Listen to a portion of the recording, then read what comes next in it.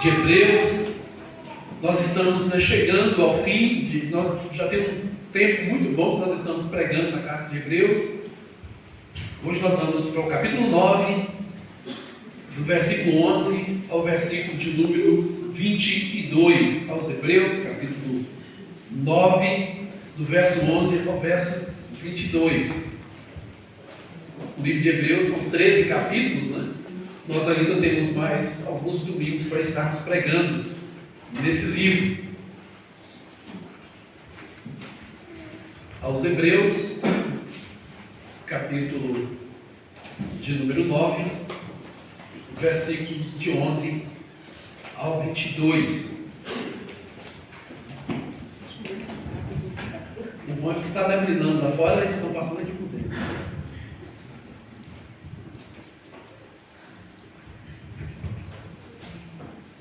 Para quem não está com a Bíblia, então, se quiser acompanhar, vai ser projetado aqui na minha versão.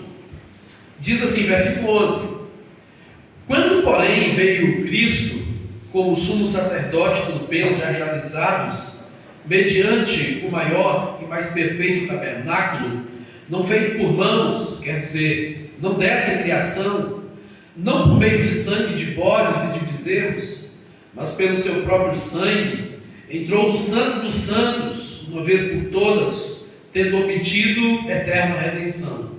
Portanto, se o sangue de bodes e de touros e a cinza de um novilho aspergidos sobre os contaminados os santificam quanto à purificação da carne, muito mais o sangue de Cristo, que pelo Espírito eterno a si mesmo se ofereceu sem mácula a Deus, purificará a nossa consciência de obras mortas para servirmos ao Deus vivo. Versículo 15: Por isso mesmo, ele é o mediador, olha mediador aí com M maiúsculo, né? Ele é o mediador da nova aliança, a fim de que, intervindo a morte para a remissão das transgressões que havia sob a primeira aliança, recebam a promessa da eterna herança aqueles que têm sido chamados. 16: Porque onde há testamento, é necessário que intervenha a morte do testador, pois um testamento só é confirmado no caso de mortos, visto que de maneira nenhuma tem força de lei enquanto vive o testador, pelo que nem a primeira aliança foi sancionada sem sangue, porque, havendo Moisés proclamado todos os mandamentos, segundo a lei, a todo o povo, tomou o sangue dos bezerros e dos bodes, com água e lã, tinta de escarlate e sopo, e aspergiu não só o próprio livro, como também sobre todo o povo, dizendo: Este é o sangue da aliança, a qual Deus prescreveu para vós outros. Igualmente, também aspergiu com sangue o tabernáculo e todos os utensílios do serviço sagrado. Com efeito, quase todas as coisas, segundo a lei, se purificam com sangue, e sem derramamento de sangue não há remissão. Amém, irmãos? Vou pedir ao irmão Nelson que esteja orando neste momento. Amado Deus do céu, nesse canto, Pai, nós te agradecemos por mais uma vez que nós retornamos à casa do Senhor. Pedir para que o Senhor esteja abençoando esse trabalho nessa noite. Nós agradecemos pelo louvor e também pedimos a mensagem para que o Senhor esteja abençoando, que a mensagem seja uma mensagem que fala aos nossos corações. Amém. Senhor, todos que estamos aqui, os que não veio, o Senhor esteja visitando e abençoando. Graças a Deus, de todo perigo, de todo mal, da minha enfermidade, se for da sua vontade, o Senhor esteja retirando do meio do seu povo. Amém. Cada um de nós, sustente esses dias que estamos vivendo e nos guarde em nome de Jesus. Amém. Podeis, meus irmãos, assentar. Irmãos, eu gostaria de falar nessa noite sobre o sangue de Cristo. É importante a gente destacar, irmãos, que o cristianismo já foi visto como a religião que enfatiza o sangue. Diferentemente de outras que acreditam que o homem se ele praticar boas obras ou se procurar cada dia ser melhor, não há necessidade disso, né? Diferentemente o cristianismo, que a gente sabe que ele dá uma sequência do judaísmo. Infelizmente, o judaísmo continua até hoje, mas para nós ele se encerra exatamente por ocasião da morte de Cristo.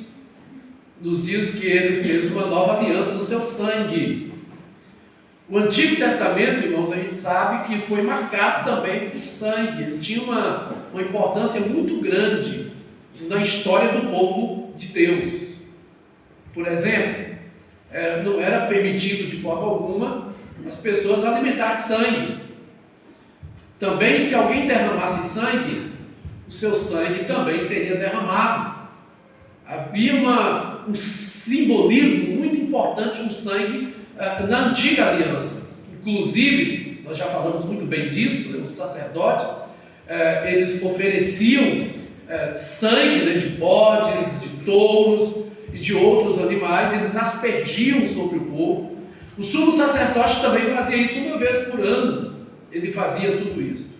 Aquilo como uma forma de representar ali a purificação do sangue daquele povo. O povo que havia cometido durante o ano, era necessário que o sumo sacerdote entrasse num lugar chamado Santo dos Santos, né, que estava no tabernáculo. Nós pregamos isso no domingo passado, falamos dos utensílios que havia no tabernáculo antigo, da antiga aliança. Tinha 3 repartições: o átrio, que era a parte externa, havia o santo lugar, que era o lugar onde os sacerdotes entravam todo dia, e havia uma outra parte que era o Santo dos Santos, que o sumo sacerdote entrava uma vez por ano. Somente ele entrava.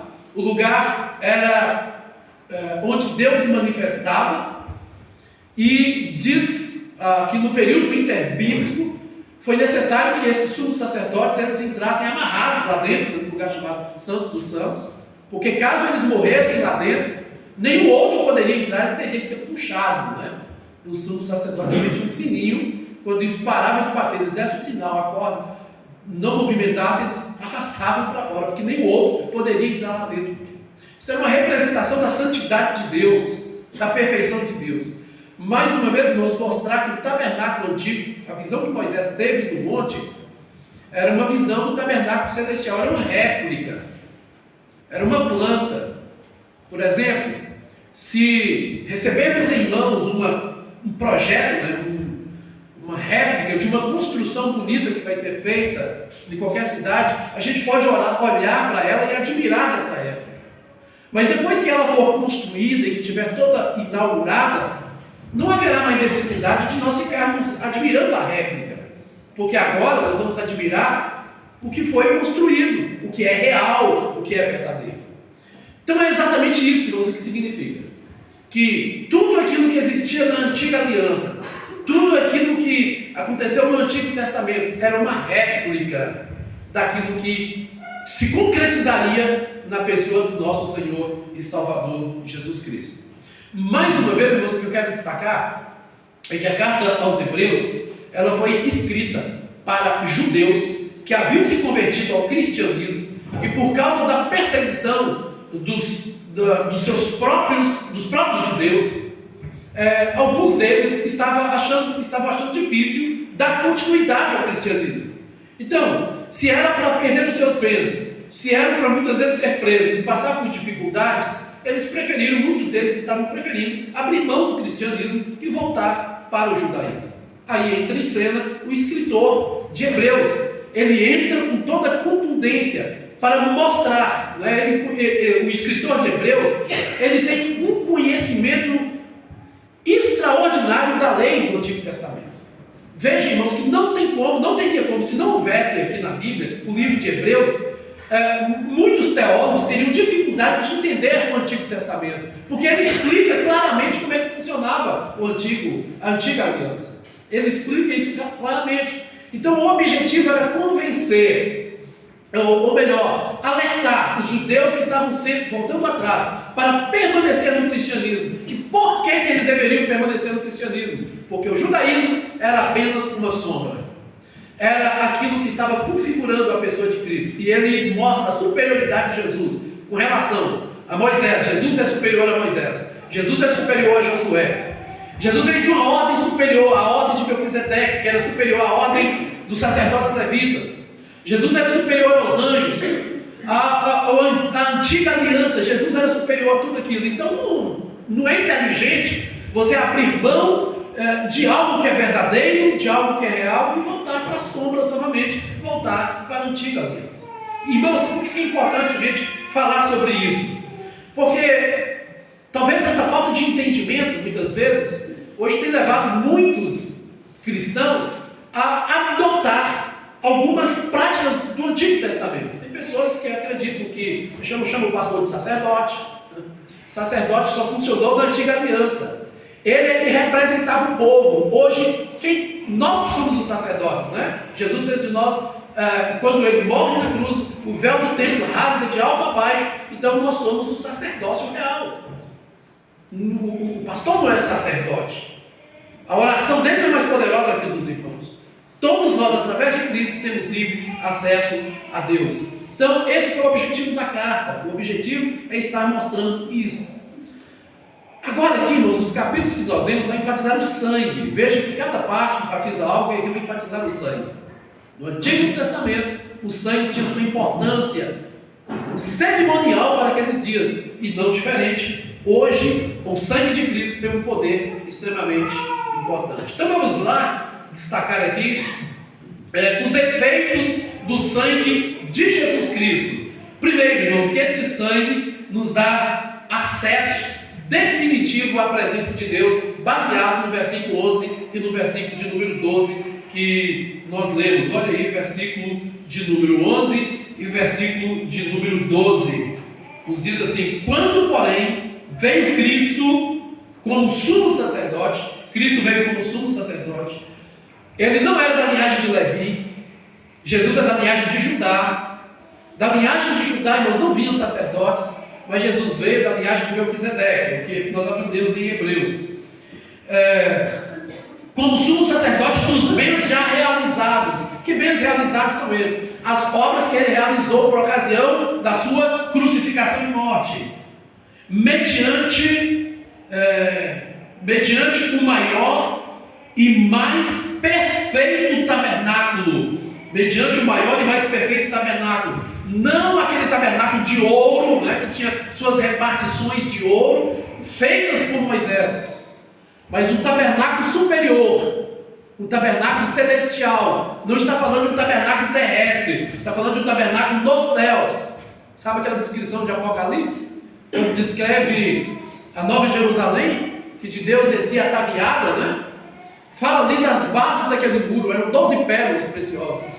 O rio cristalino, as cidades, pensa aí, como as pessoas vibraram, né, com esse asfalto que fez aqui.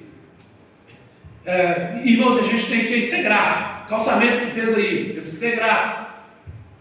Mas imagine, irmãos, andarmos numa cidade onde era calçada de ouro transparente, a cidade celestial, né? Então o santuário de Deus é um santuário superior. A Bíblia nos diz, né, em João, que ele foi preparar para nós morada. Ele foi preparar para nós morada. Então, não foi feito, ainda no versículo 11, não feito por mãos. O tabernáculo celestial não foi feito por mãos humanas. Quer dizer, não desta criação. O tabernáculo de Moisés foi feito por homens, mas o celestial, não. Não por meio de sangue de bodes e de bezerros.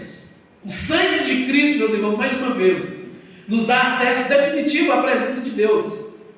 Veja aqui, 12. Não por meio de sangue de bodes e de bezerros, mas pelo seu próprio sangue. Entrou no Santo dos Santos, uma vez por todas, tendo obtido a eterna redenção. Por que o sangue de Cristo nos dá acesso definitivo aos céus? Porque na antiga aliança, irmãos, era necessário que animais morressem continuamente. E por que era necessário fazer isso? Porque era sangue de animais. Não abolia a culpa do povo. Ela sempre refazia. E por isso, constantemente,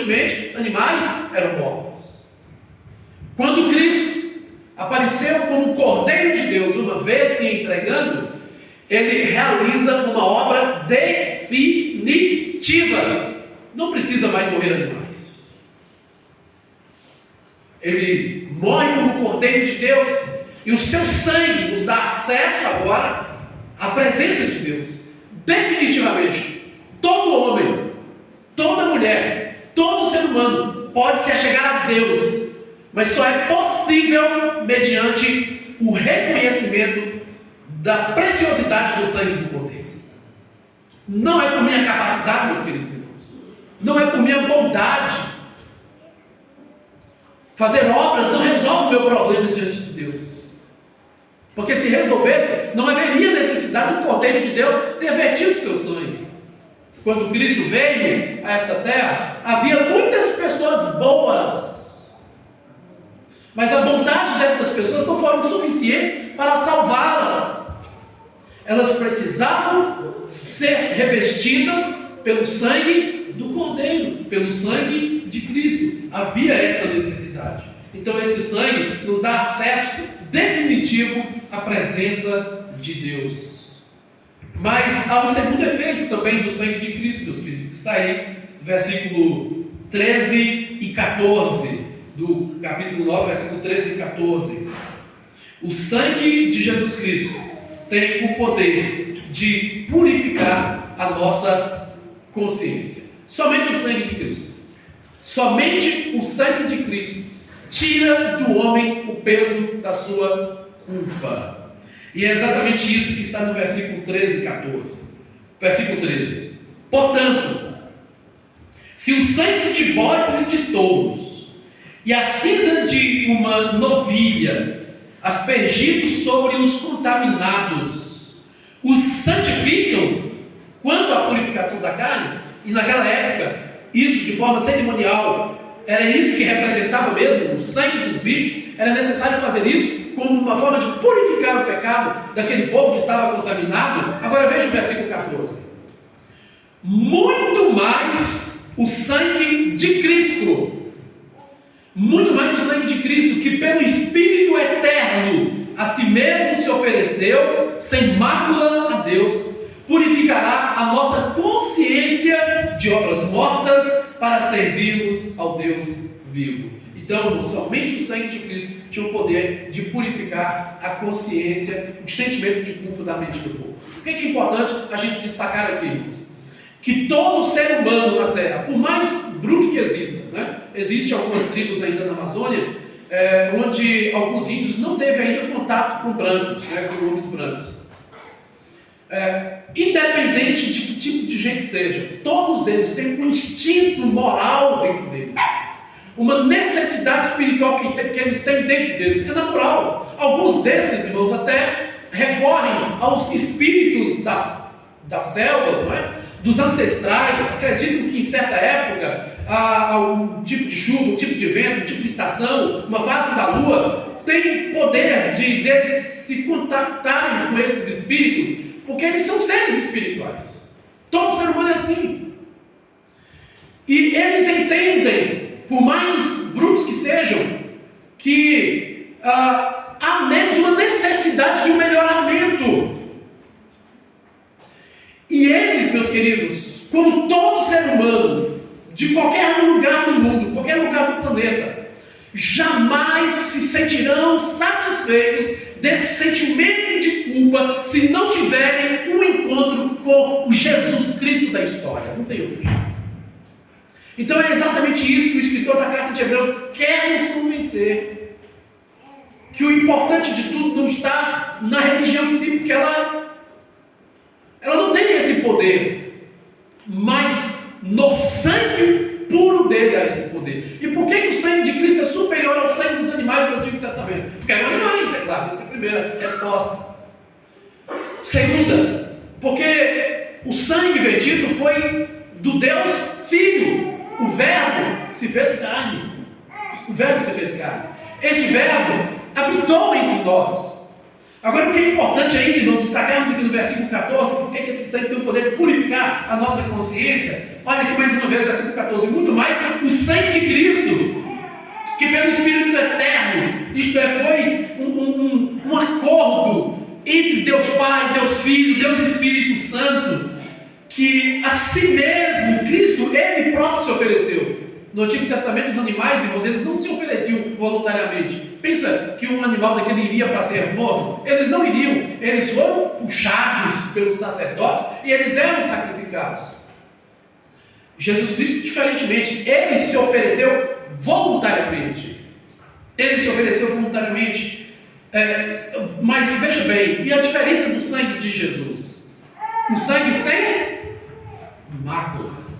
Um sangue sem pecado, um sangue puro. Pensa aí, se o sangue dos animais, eles tinham o poder de purificar as pessoas, né, de forma cerimonial, das suas culpas, agora imagina o sangue do Cordeiro de Deus, o sangue puro do Cordeiro de Deus, que tem essa capacidade, né, de nos purificar da nossa consciência, do nosso sentimento de culpa.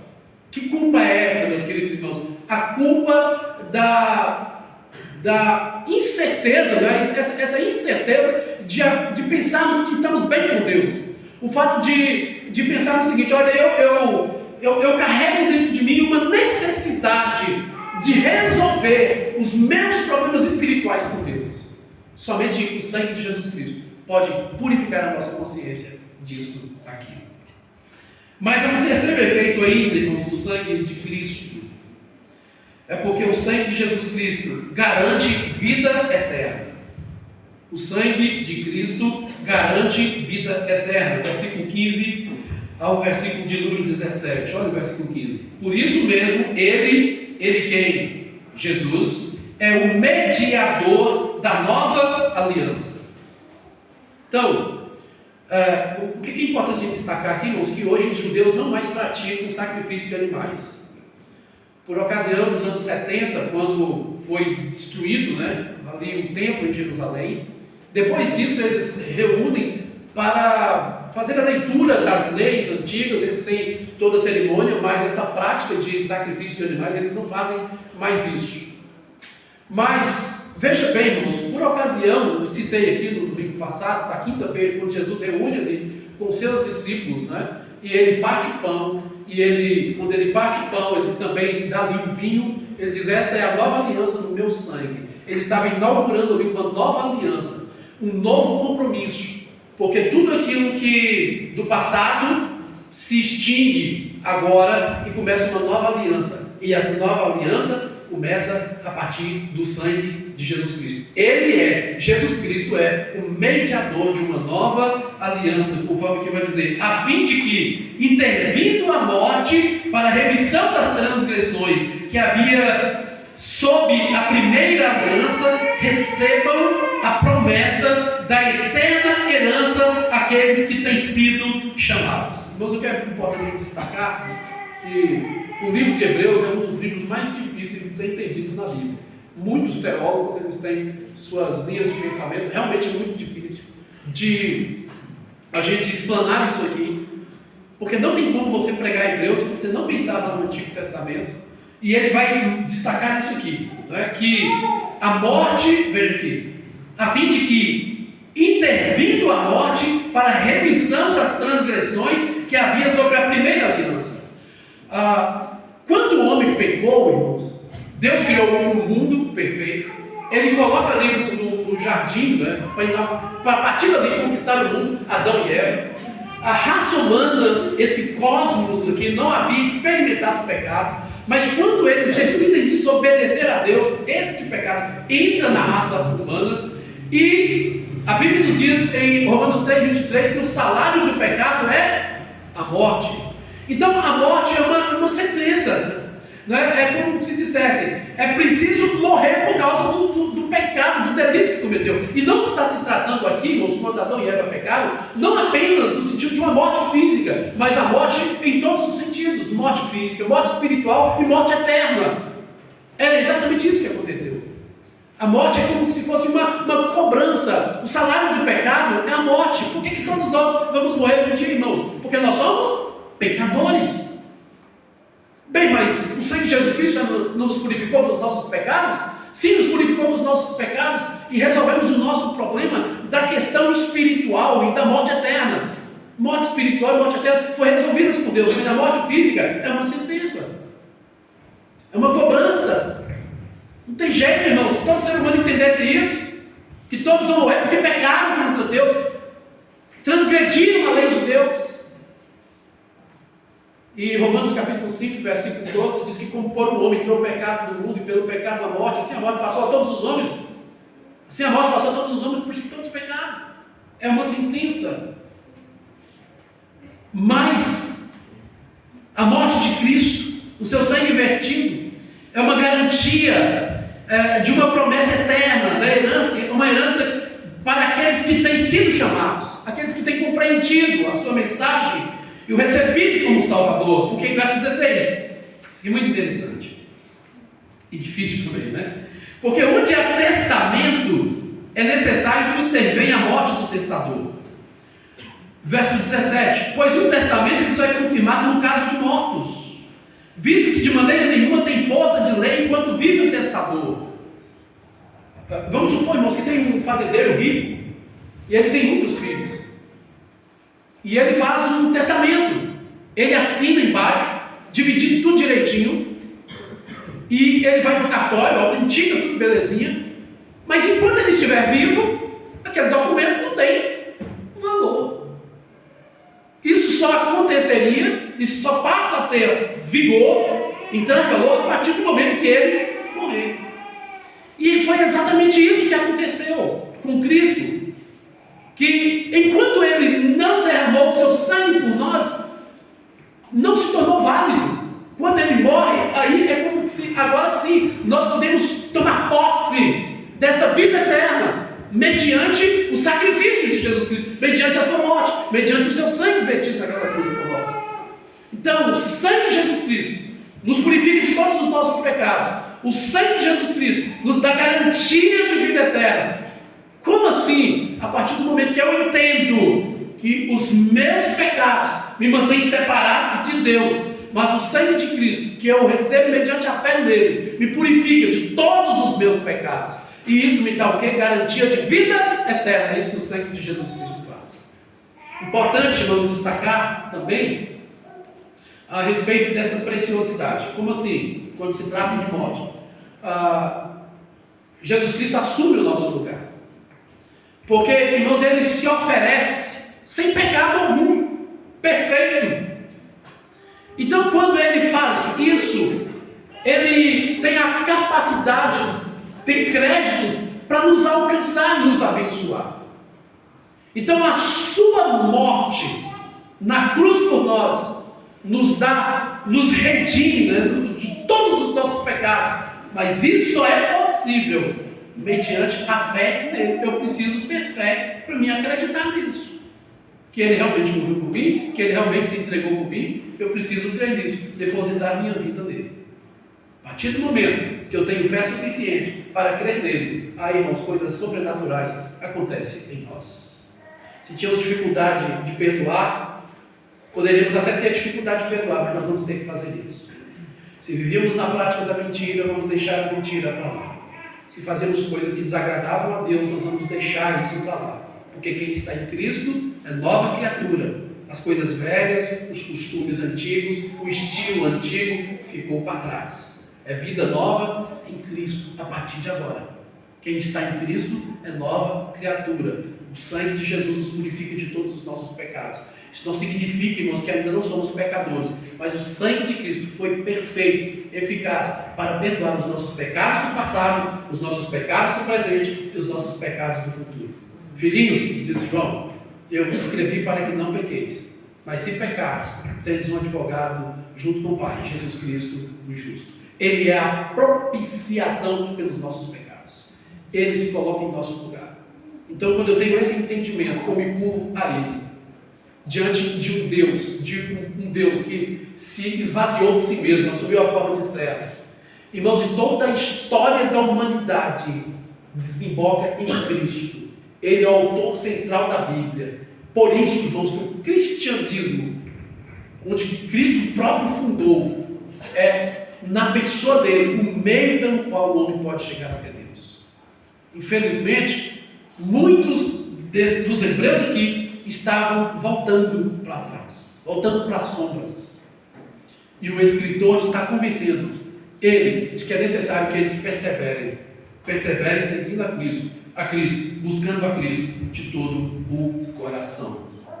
Então, pois o testamento, versículo 17, só é confirmado no caso de mortos, visto que de maneira nenhuma tem força de lei enquanto vive o testador. Para finalizar, irmãos, do versículo 18 até o versículo 22, vai estar dando uma ênfase na importância do sangue de Cristo. E diz-nos assim: pelo que nem a primeira aliança foi sancionada sem sangue. A primeira aliança que foi feita no meio de Moisés, ela só entrou em vigor por causa de sangue.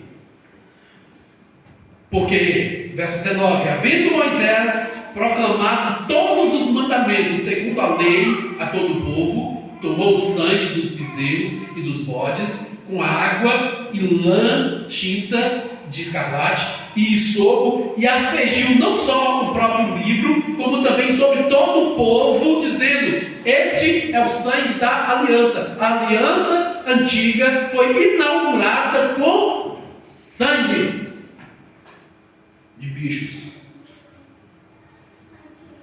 Agora, verso 20, dizendo: este é o sangue da aliança, a qual Deus prescreveu para vós outros. 21, igualmente também aspergiu o sangue do tabernáculo e todos os utensílios do serviço sagrado do antigo tabernáculo. Com efeito, quase todas as coisas, 22, segundo a lei, se purificam com sangue. E aí termina: sem derramamento de sangue não há remissão de pecados. Se Jesus Cristo não morresse, se Jesus Cristo descesse da cruz, se Ele não vertesse o seu precioso sangue, nós estaríamos condenados. O sangue de Cristo vertido naquela cruz o símbolo, é uma realidade, melhor dizendo, de que ali todos os pecados da humanidade poderiam ser purificados pelo poder do seu sangue, pela preciosidade do seu sangue. Um sangue sem mácula, um sangue que não conheceu pecado, um sangue perfeito, o sangue do Cordeiro de Deus, que está vivo. Ele morreu, ressuscitou, está vivo. Sabe a razão de todo o sofrimento dele? Foi atrair a criatura que o afastou dele mediante o pecado e mediante o seu sangue. Ele quer nos atrair para perto de si. Não tem como, meus queridos irmãos, olharmos para o sacrifício de Cristo mediante o seu sangue derramado por nós e ver isso como algo normal, como algo natural. O sangue do Cordeiro de Deus tem poder de purificar todos os nossos pecados, os seus pecados. É preciso que você entenda isso. Mas há um outro detalhe. Alguns acreditam que por ocasião da hóstia, onde as pessoas tomam o vinho, que estão bebendo o sangue de Cristo, e por estar bebendo o sangue de Cristo, eles são purificados dos seus pecados. Isso não é verdade. Jesus diz que isso deve ser feito em memória de mim, em lembrança dele. Ouvi alguém dizer, em certa ocasião, num culto que estava fazendo um morto, dizendo: olha, esse Senhor, ele foi para o céu, porque eu vi ele comendo pão e bebendo o sangue de Cristo lá na igreja. Isso não importava se ele era um estúpido com a esposa, se ele era um beberrão, se ele vivia uma vida distante de Deus, mas se ele bebeu sim lá na igreja, que ele foi para o céu. Então isso é conto de fadas. Isso não se dá mediante um ritual, se dá mediante a fé em Jesus Cristo. Eu preciso crer nele de todo o meu coração. E a partir do momento que eu creio nele de todo o meu coração, o sangue dele me purifica de todos os meus pecados. Eis a razão pela qual a nova aliança é superior à antiga aliança, porque a antiga aliança ela era baseada no sangue de animais e a nova aliança baseada no sangue do Cordeiro. Irmãos, o sangue de Jesus Cristo tem poder sobre todos. Não tem como se sentir superior ao sangue de Cristo. O inferno estremece quando fala do sangue de Cristo. Filipenses capítulo 2, do verso 5 em diante, diz que o fato de Cristo ter se humilhado e sido obediente até a morte, Deus o exaltou soberanamente e lhe deu um nome que é sobre todo nome, para que dobre todo joelho que está nos céus, na terra e debaixo da terra. Ele é a autoridade máxima. Ele é a razão do nosso culto. E Ele deve ser a razão das nossas vidas. Fora de Cristo, meus queridos irmãos, nunca fugiremos, nunca escaparemos do sentimento de culpa. Que Ele, nesta noite, nos abençoe e nossos corações complete a sua palavra. Amém? Amém. Vamos cantar os nossos cantos? Vamos cantar bem mais que forças. Por amor.